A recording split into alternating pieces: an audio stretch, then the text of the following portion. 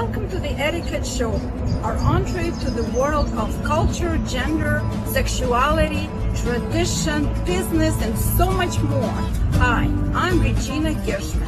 And I'm Dr. Sam Dubé. Together, we're going to take you on an extraordinary journey with engaging people from around the world, starting from right here in Ottawa, the capital of Canada.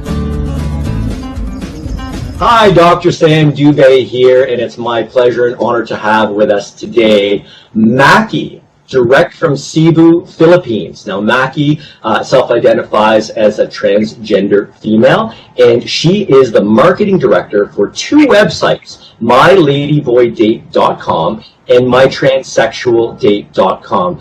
Maki, thank you so much for joining us today. How are you doing? Hi, Sam. Thank you for inviting me. I'm doing great. We are surviving here in Cebu, Philippines amidst the pandemic, but we are all, we're doing fine. And with the team, we are working from home, so we're very lucky that we are able to work from home and continue doing a service for people who are actually using the site. That's wonderful, and I'm glad you mentioned that this interview is occurring during the worldwide pandemic, and it puts things into context for us. Maki, we already spoke very briefly, and could you distinguish to us the differences between the names of your two websites, please? Absolutely. So it's basically just one website. It's just that we have two different names for it, and I am sure that when you mentioned myladyboydate.com, a lot of my trans sisters from the transgender community would be raising eyebrows. Well, coming from, as a Filipina transgender woman, I'd just like to tell everybody that there are so much diversities when it comes to terminologies. And we basically started with myladyboydate.com. And so when we try to market it internationally, we found out that this basically is an unacceptable term for most Western trans women. So we figured out that it would be best to accommodate, although we totally believe that we can't please everybody, but at least from a business perspective, we could actually cater those transgender women who are not very comfortable with the word ladyboy. Hence, mytranssexualdate.com came in. Understood. And so, like you said, they are the same site. Absolutely. Okay. The same set of numbers, the same technicalities behind it. So, the only difference is the name of the site. And in fact, if you're going to sign up, you can actually use the same login information when you try to log in from different names of the site or from the different portals. What was your inspiration for creating the site, and then eventually the amalgamated site in the first place? When my business partner, at that time my friend, and I was also in a relationship with him, I was adamant about the idea. I really did not like the fact, I really don't like dating sites at all, which is actually ironic because I am actually working since 2013. The reason why I don't like it because I have experienced it myself. A lot of dating sites for trans women are basically being sexually fantasized, or they are being sold as a commodity, trans women as a commodity, a sexual commodity to be specific. So I really don't like it. So when my partner brought it up, I doubted it. I don't like it in the first place. Much more when he mentioned the name of the site, which is Ladyboy, which I also see it as a derogatory term because Ladyboy apparently is associated with pornographic websites. However, if you're going to dig deeper into the Ladyboy, we could actually talk about that later. There is so much history about it, which is basically coming from Thailand. And the reason why I accepted it, it's because I find that the purpose and I find the real value of creating a decent dating site. So the main reason why it changes me because there is something that needs to be done. with the current or with the previous dating sites for transgender women, there is something that needs to be changed. And that's what we are bringing into our website. We wanted to change the image of transgender dating. We wanted to create a decent, clean dating site for transgender women. And a safe one as well. And a safe one, absolutely. Okay, wonderful.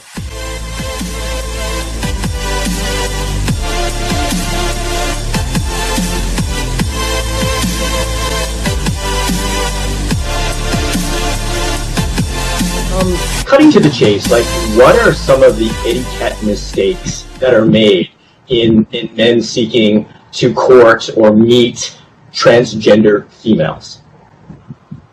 Are there any common errors in terms of dating etiquette? Yes, a lot, to be honest. First is they always, although this is innate and this is very inevitable because men, and I guess this is basically true for all, for every aspect of dating, is maybe you may be dating cisgender women or gay guy. Men always see sex first. I may be wrong, but it's just very attractive for most men. And then and then because they know that transgender women were born men, they automatically conclude that they think the same thing, so they jump into sex right away, which is, I believe, very offensive because we have been trying to kept the feeling of being a woman. We have been all our lives, we have been trying to be the woman that we are and wanted to be respected as we are. And now a lot of transgender women wanted to transition or prefer to transition to become the woman that they are. And then they went into dating, but the man always goes right away of like, hey, I'm so attracted with you sexually. Oh, that's actually really fascinating what you're mentioning. So we often talk about females having a different dating strategy or sexual strategy than men, right? I mean, me amongst male friends, we talk about this. And I always felt that there was an evolutionary biology reason for this, that women had a lot more to lose. Back hundreds or even thousands of years ago, they have sex with the wrong man, they get pregnant, they're stuck, you know, and if they don't have access to resources when they're vulnerable, they're dead, and their children are dead. So, you know, I think that there's a reason for that. So, and I think this extrapolates to present day where women feel they want to be pursued, they want a man to quote unquote take the first step and to lead. They more often make themselves more available to be courted. And so you're telling me that transgender females have more female sensibilities in this regard. Is that what you say? Yes. Absolutely. With the hormone replacement therapy that we are going through, we are very sensitive into this. Yes, we basically have much more understanding to men compared probably to cisgender women because we were brought up to be men as labeled by the society. So we kind of have an idea how men thinks because we were also being, you know, coded that way by the society. But then deep inside us, we have these secret of being a woman that we wanted to show to the world, but we just can't. And by the time that we are able to do that, and then men comes in, there is some sort of disconnect. And men always assume that we absolutely understand. And men do not actually see the point of transgender women as complicated, as are complex as cisgender women.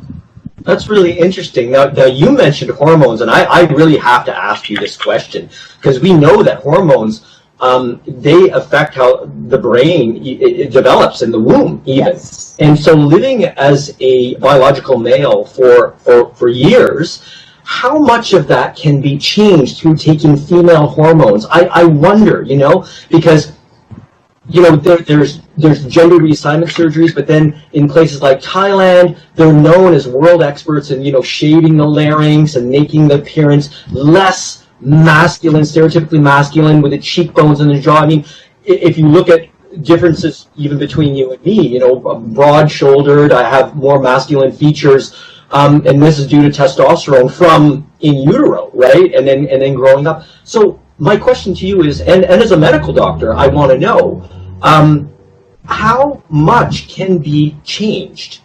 Or, I don't want to use the term reversed because it's almost like, it's like the default is male type thing, and it's not. It's actually the default is female in the room, right? Like, we know that. So how much of that can be altered toward the more biological feminine aspect? And in terms of, you mentioned the way your cognition and the way you metabolize the environment becomes more female. But having lived male so long, how much can that change? Maki, I'm curious. Well, first, I'd just like to clarify that for people who will be watching this, it's not okay to just right away ask about the transitioning or the transition process of a transgender woman, although I understand where you are coming from, and I'm totally okay with answering that. So, and that's basically the purpose, and I thank you for also questioning that, because a lot of people are curious about it. It's going to, so first is, it depends on your natural physique. There are just people who are born male who have innately a more feminine physique as what society defines us. Yes. For example, Asian people are basically more petite. Although I'm not saying that a female should be petite, because again, we are full of diversities. And I'm Asian as well. So, considering those physical aspects, there is a greater chance that a hormone replacement therapy or a transitioning process, for example, surgery, will be a lot easier and could do so much things physically. For example, your skin. I used to, well, this is a very good example because I was off for hormones for 6 months and I totally had a very bad acne and my pores was really, really bad. And now I'm getting back to hormone replacement therapy and my skin is just getting better and my acne is just getting better. Aside from that, if you are wondering about my voice, this has been my voice ever since. I'm just quite lucky. Although I'm not saying that having this kind of voice usually defines your femininity. There are always those women who have more deeper voice, which is totally fine. I did have a tracheal shave so that my Adam's apple wouldn't be so dominant. That's basically one of my insecurities, although it's still a little bit dominant now, but then before it used to be dominant. I didn't do anything with my face. I did hormone replacement therapy since I was 17 years old. So I personally met men who want to meet. They don't know what to do and they're afraid of offending. They want to understand some of the more biological questions because they're also questioning themselves. You know what I mean? So, yes. So they want to know and they want to do so in as a respectful, a compassionate way as possible, you know? But if no one talks to them about it, how are they supposed to find out, you know? That's very true. I definitely agree with you. I just received an email from one of the, a feedback from one of our members telling me that trans women need to understand that there are actually men who haven't dated trans women and are so curious about it. But then I also have to be biased and I have to defend the transgender community. I just cannot accept the fact that transgender women always have this burden or always have this responsibility to educate every man. Right. So, like, can you imagine being a person born and assigned male at birth, and then for 20 years you have to keep that in yourself that you are born a woman, and then once you have bloomed into the woman that you are, then there will be so much questions to be asked, Yes. much more in the dating. Yes. So. Yes. But I do understand where men are coming from. But it's just that not all transgender women are as advocate as me or as open as anybody. There are those trans women who are also like expecting men who approach them know about them already. For sure. No, and I've certainly seen that as well.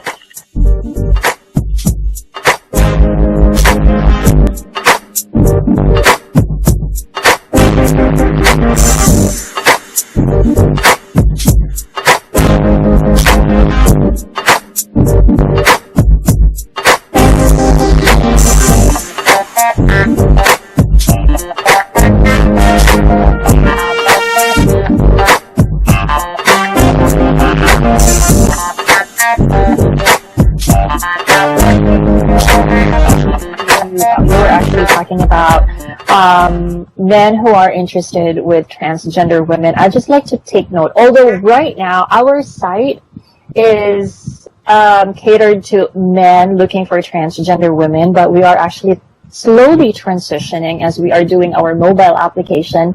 I'd like to tell everyone that there are also transgender women who are attracted to transgender women, and that there are cisgender women attracted to transgender women. So I'd like to put that I'd like to put that information up, that it's not only men who are attracted to transgender women. That's absolutely. On your site, it seemed to be the narration was more focusing on men seeking transgendered women and vice versa, right? That's true. So this is great that you're talking about how it's expanding because of people's desires and preferences, right? So. In fact, we are actually getting a lot of inquiries from transgender women questioning why we are actually not opening it to transgender women looking for transgender women. Short answer is it's just difficult for us as a straight trans couple to give a quality dating site. Because if you wanted to give a quality dating service for people, you basically have enough knowledge about it, and we need to have a good research about trans lesbian dating, basically. Oh wow, okay, that's wonderful to hear. You know, doing research and trying to provide the best possible experience for everybody involved. Ultimately. Yes.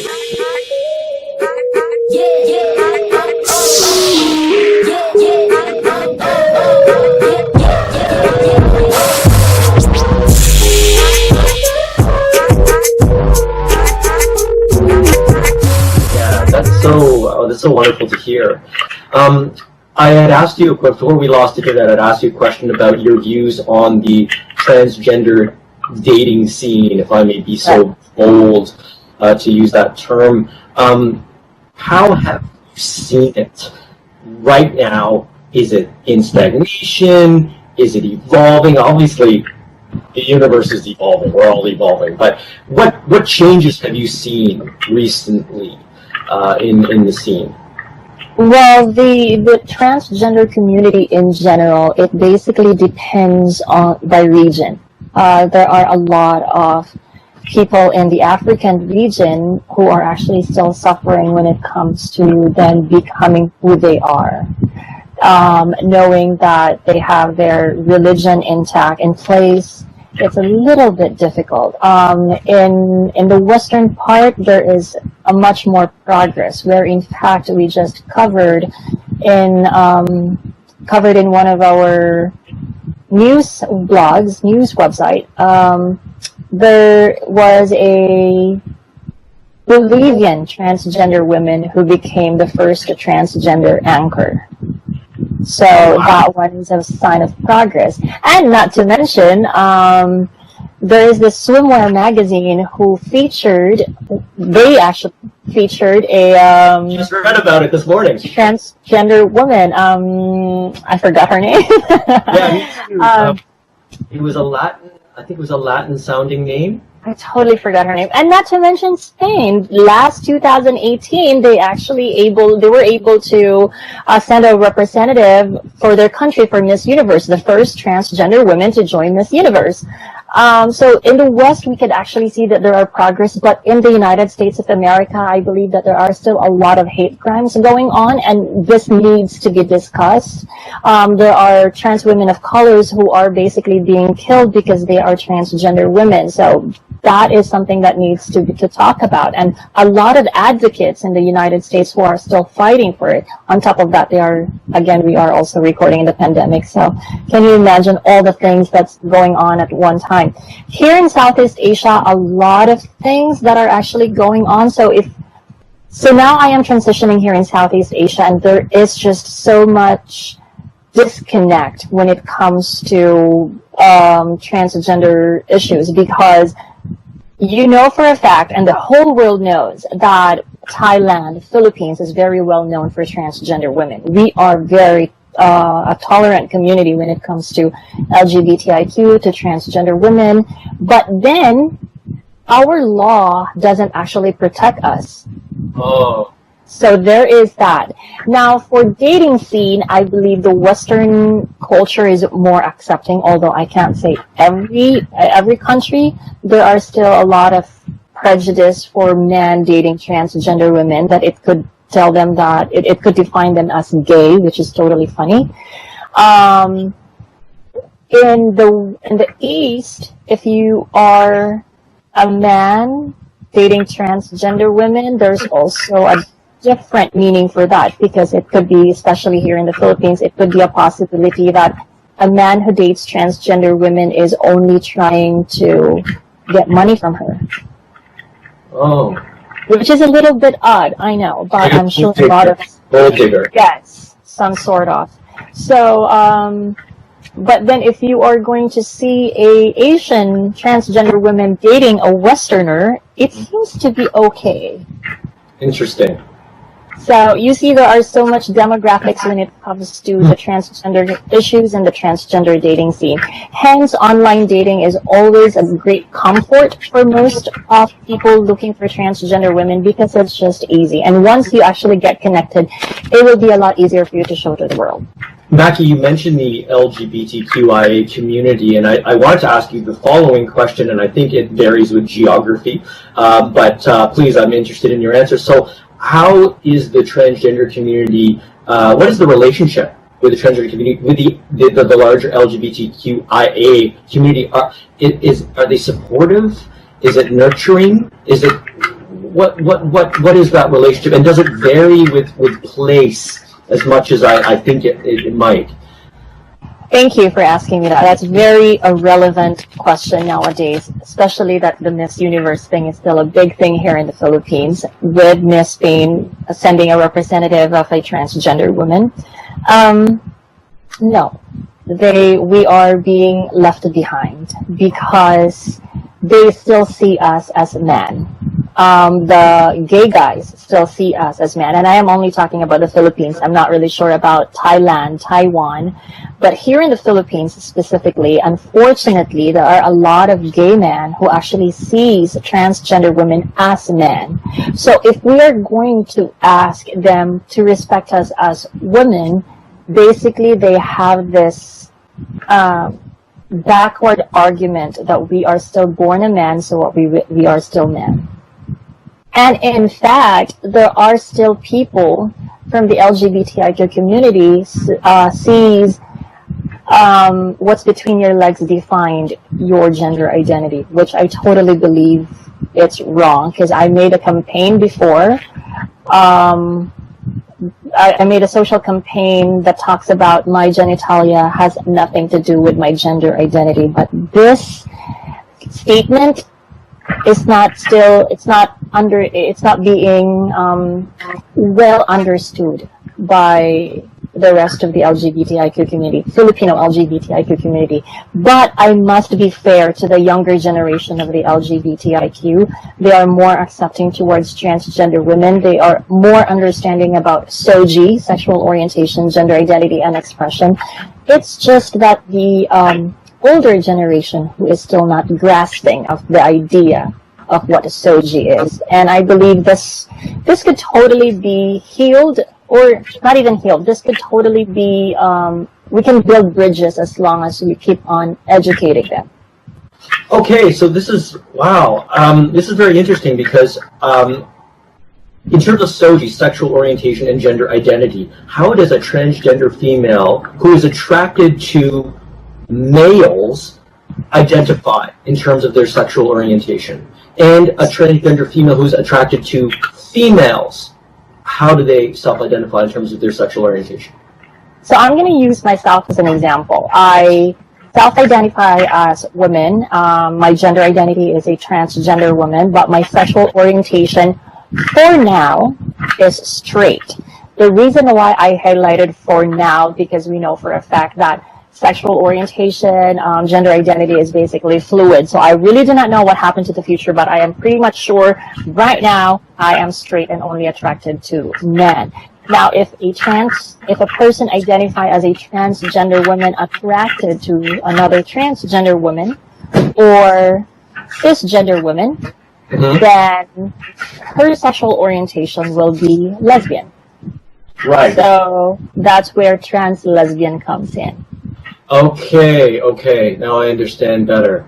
Okay. And is this universal across the transgender community, then, these distinctions? I believe so. We got our information. I got my information from the United States of America, and I also try to cross-study the European way of seeing Soji, and I believe 100% it's more global in this aspect. But I have to say that there are still regions that are peculiar, especially India, because they see transgender women as a third gender. Right. I actually, yes. So I couldn't really. I have to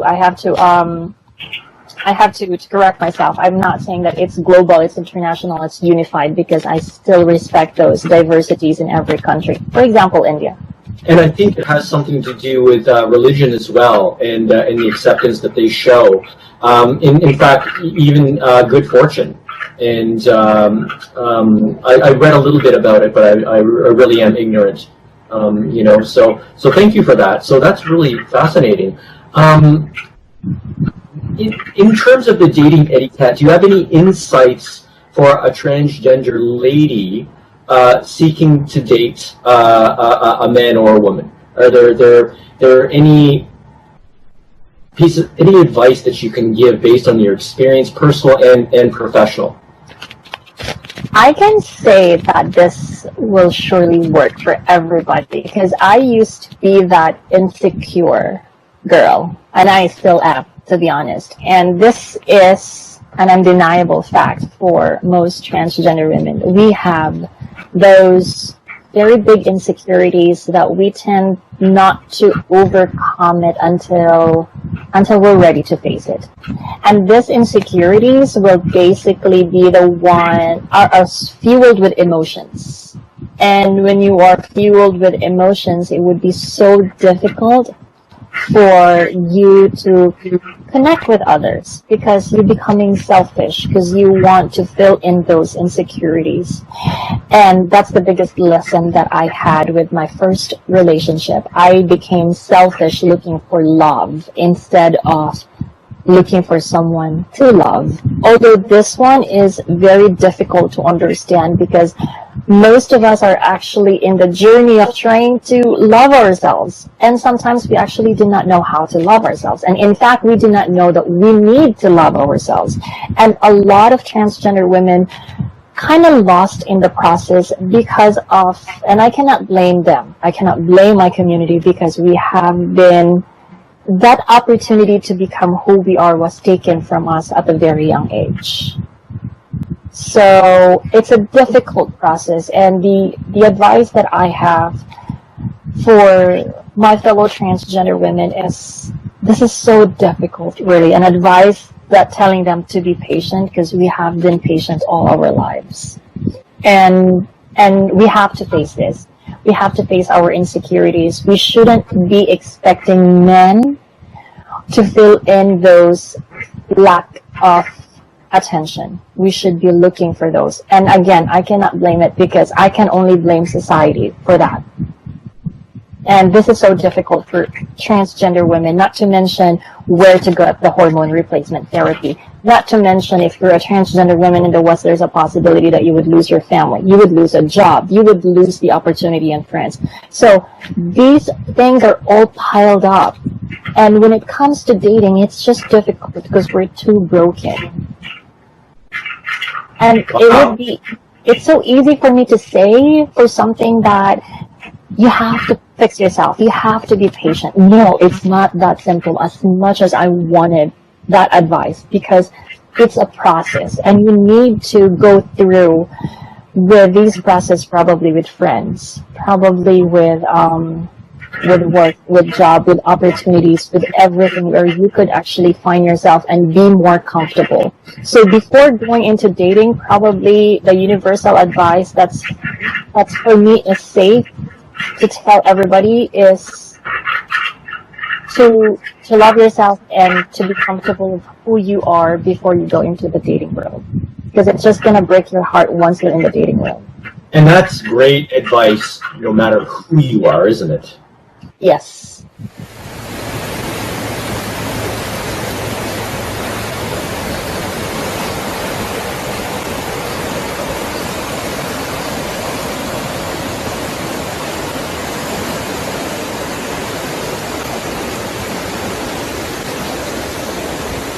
Like, seriously, I almost started crying there. Like, the pain must be extreme. You know?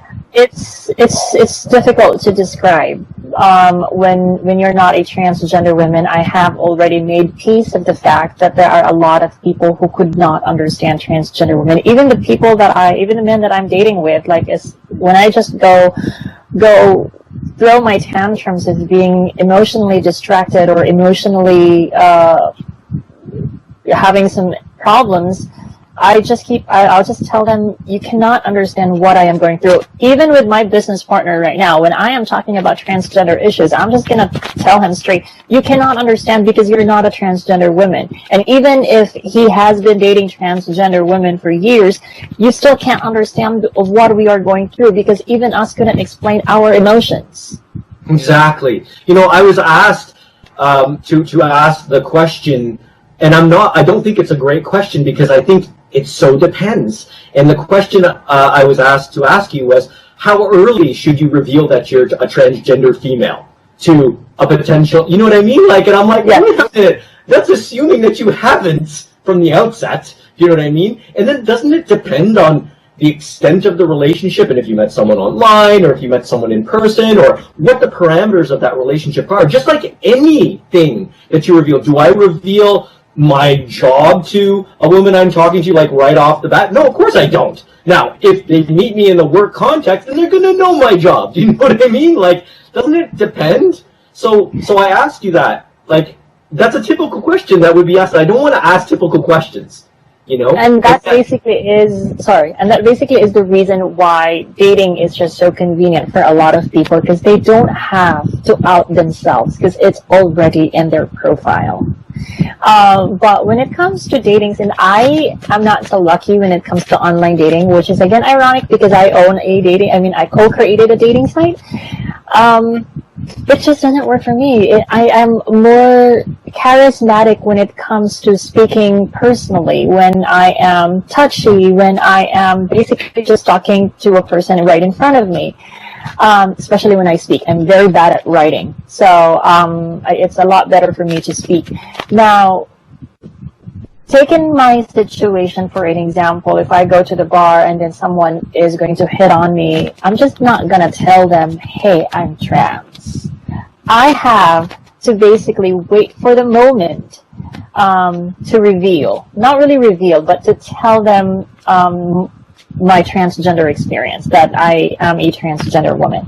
And the moment that I'm going to wait for the time where it's obvious that he wants to go to bed with me, because that's just basically, you know, the where you can draw the line. Because there are transgender women who are post-operative, meaning they have already done the gender reassignment surgery, or they used to say it as a sex reassignment surgery. There are those transgender women who are non-operative. In our site, we define it as those transgender women who are very comfortable with their male genitalia by biological sense. There are transgender women who are pre-operative, meaning by the site's definition, we define it as transgender women who are planning to undergo gender reassignment surgery, but of course lack of the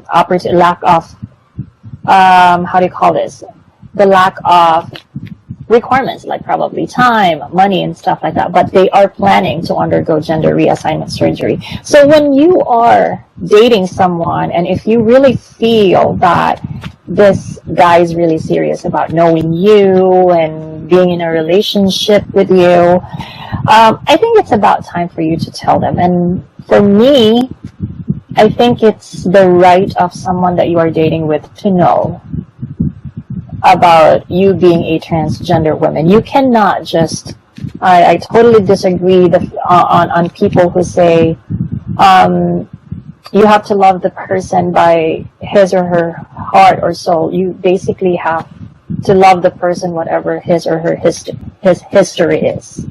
And that's basically just fair for, for both parties.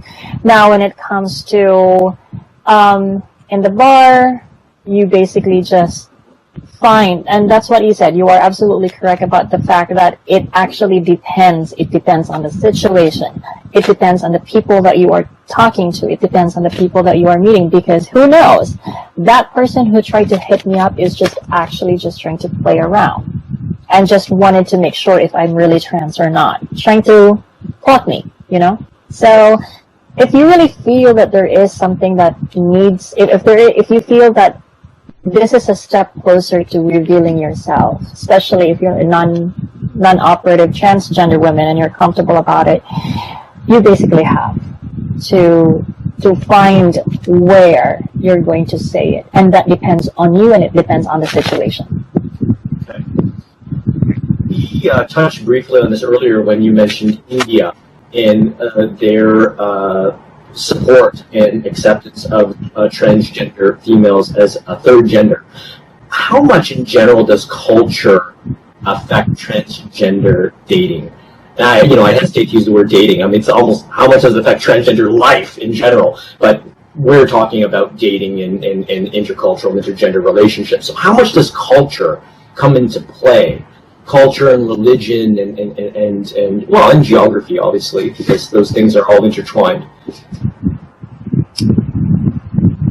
It affects so much, to be honest. It's difficult for someone to be a transgender person if you are in a Muslim country.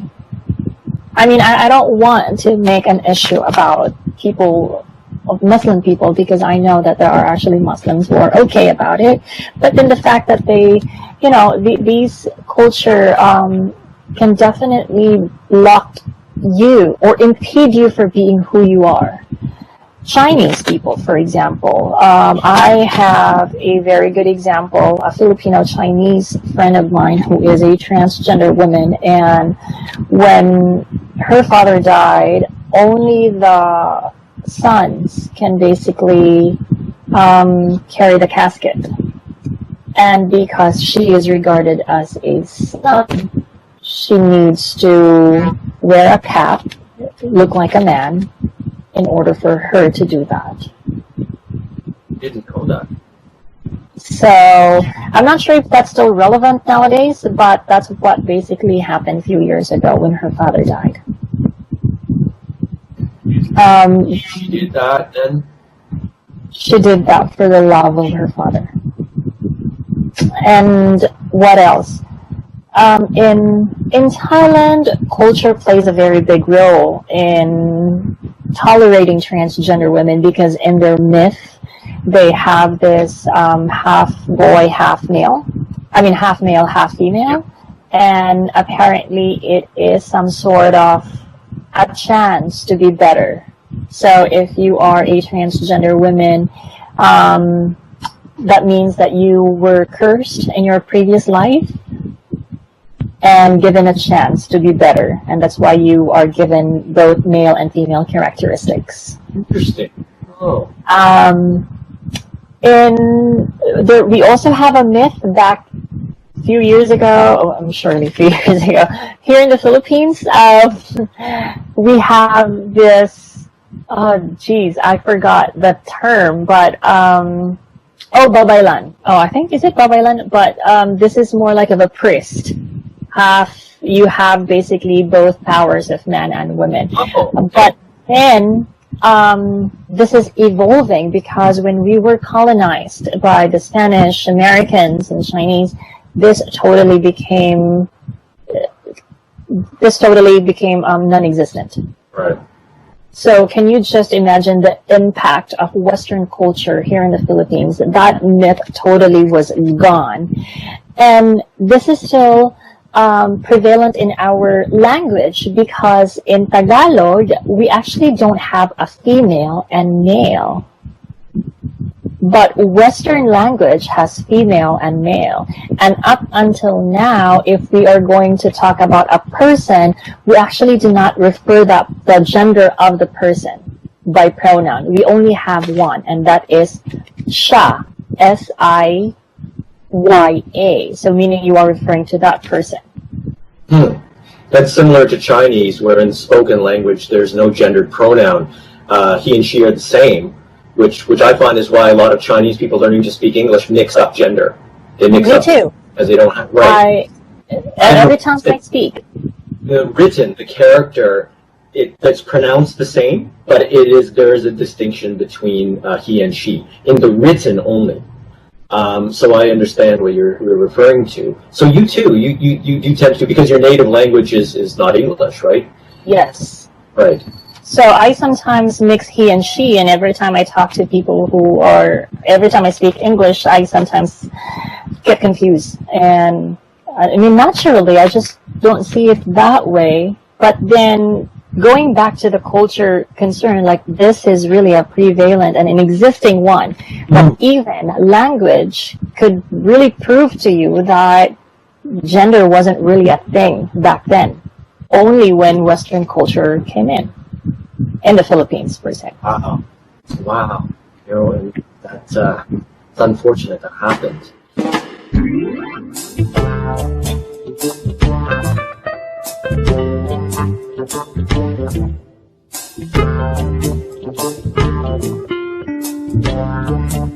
Do you have any insights that you can give us that occurred due to situations? Can you relate some situations, everyday situations, or even humorous situations that stick in your mind regarding the transgender dating, and maybe to give us something to envision, you know, and to learn from these experiences.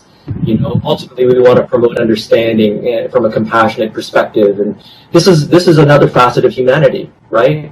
In all its forms. So I've been asked to ask about, let's lighten this up a little bit. Is there some humor here? What humor?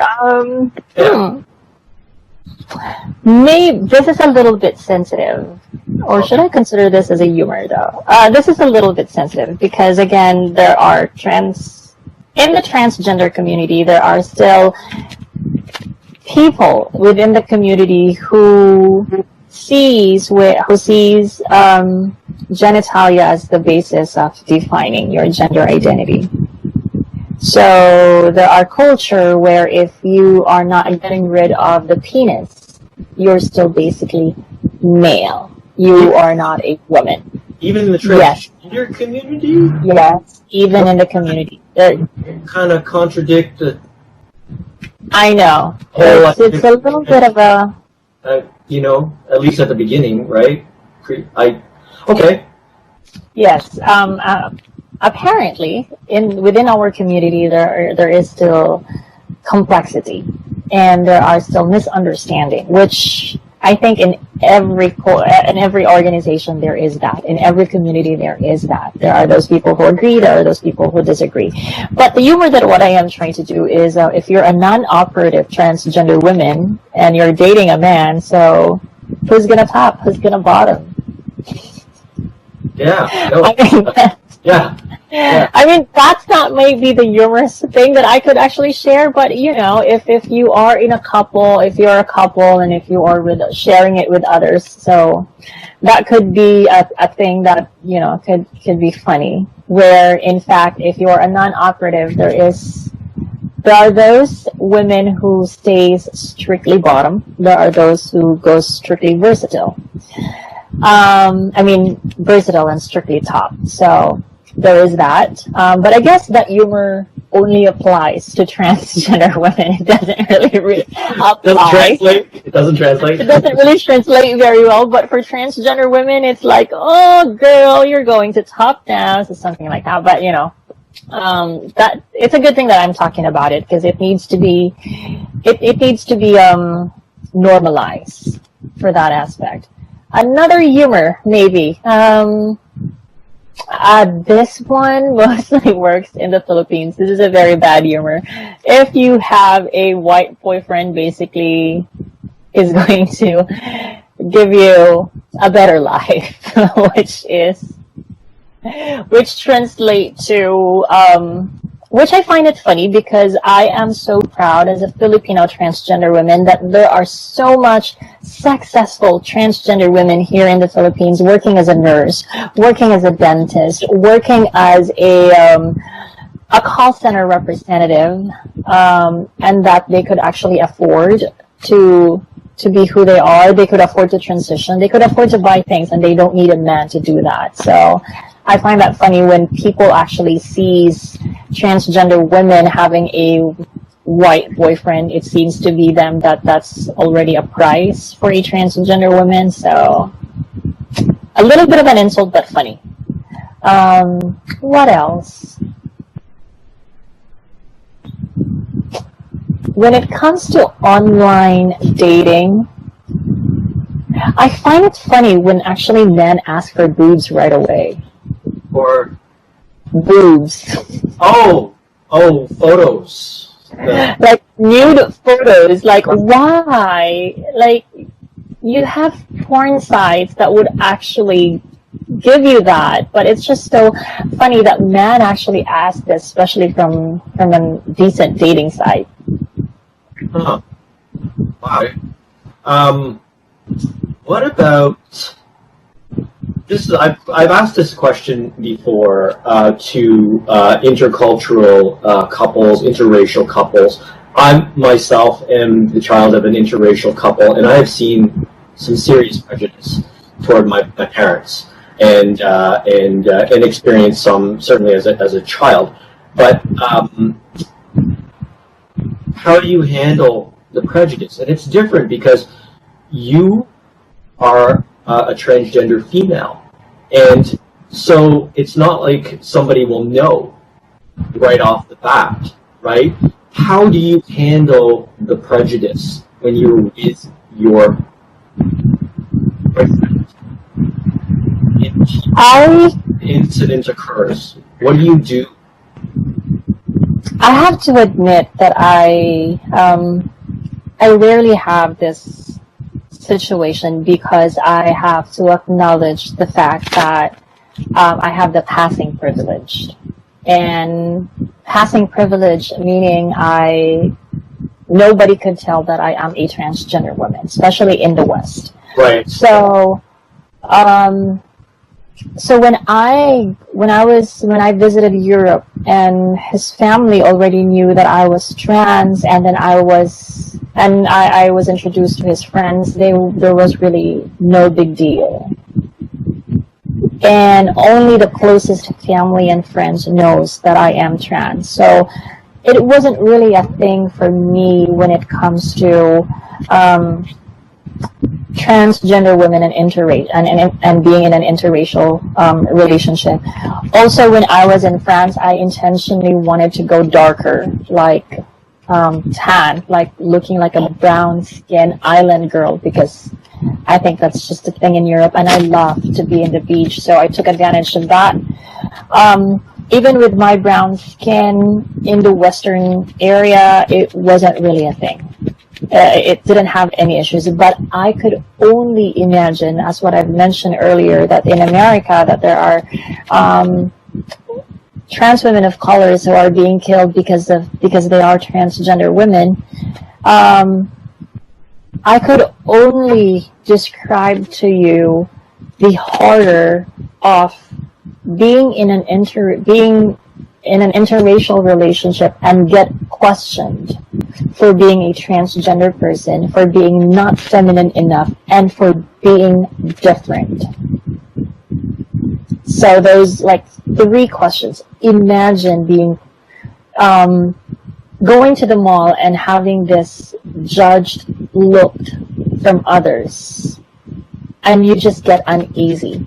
But I am proud that the transgender women and my trans sisters are resilient enough, because again, we have been deprived of this privileges for a long time, and we have molded ourselves to be the Wonder Woman that we are, that whatever happens and whatever prejudice, we're just gonna keep on having our chin ups and stay beautiful. But deep inside, we're crashing. And it actually resonates into the relationship, and it actually, it actually boils down to arguments.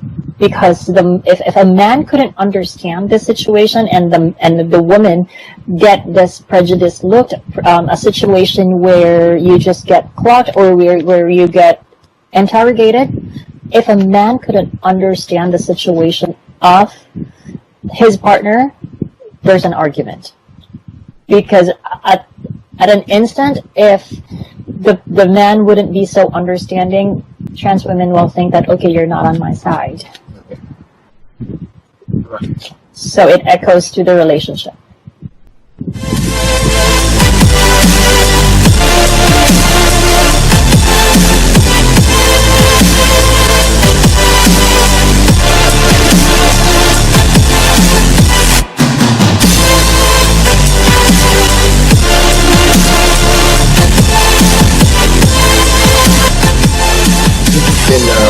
A wonderful experience talking to you, and honestly, I could talk to you for a long time. I wanted to ask you, is there anything else you want to add? You have a platform here and now. I want you to, not that you haven't, but I want you to speak your mind. Is there anything else that you, as an advocate, as a transgender female, you would like to talk about right now? A lot of things, to be honest, and I'm so happy that you actually invited me here, because first, I have been the #1 person in the company who doesn't want to use the word ladyboy, merely because it's associated with pornography. Right. But I have to give credit to those locals, to those people who did not see the term as derogatory. The community has been fighting for diversities, and these terminologies is part of the diversity. We can't just stop, and we cannot just forget those people who are okay with the term ladyboy just because there are those other countries who are not comfortable about it. There are those people in Thailand, in Philippines, who never care about the term that they are going to use, as long as they are going to be respected as the women that they are, as human as they are. So for everyone who thinks that the term is going to define you, no, it's not. And up until now, I am still fighting with that term, because I still want people to understand that this term can be used, you can use it, but I am not going to forget about those people who are okay with it. But as a transgender woman who believes in the cause of using this this platform to use it as a train to send information about transgender women in general, about transgender dating, I see the purpose of having this site to spread to the whole world that love knows no gender. And through this site, we could actually change the image of transgender women online, because for so many years, transgender women has been used as a sexual commodity. Transgender women has been sexually fetishized, sexually fantasized. In fact, when you talk about transgender women, right away they're going to tell people, they're going to conclude that you are an escort. Right. You are just a mere sexual object. I have nothing against about escorts. I have nothing against about people who are working in the adult industry. In fact, I have the most and the highest regard of respect for these people, because it is not easy. They are there because they don't have opportunities. They have there because they don't have the skills to be in that position. They are there because life sucks for them and they have to live. They have to be the woman that they are. But then it is just so sad that when you speak about transgender women, especially online, automatically there is a negative connotation, which I find it unfair. Because there are those transgender women who basically work so hard to become a doctor, to become a teacher, to become a lawyer, but then these are basically being forgotten, or these people who work so hard to become professionals are just being set aside because they wanted to conclude and generalize everybody, and that transgender women are sexual fantasies, sexual objects. And through the site, we could make a change. At least 1% change would be good enough for us, although we wanted more, but at least one or two persons' lives that could change through our site. But we're so happy that as of this year, we basically have 1 million profiles created. So Okay, I wasn't aware it was that many. That's a lot. That's a huge. So hopefully that with their experience in the site, that we are trying to make a community more than just a dating site, just a mere site where you could talk to people. We're trying to create a community that could actually make them comfortable, make them feel safe, make them feel that they belong. And then once they have that sense of empowerment, they could actually be an inspiration themselves and shed a light to everybody. Thank you so much, Maki, for taking a risk with us and for sharing so much of your insights. And it was wonderful. And like I said, let's stay in touch.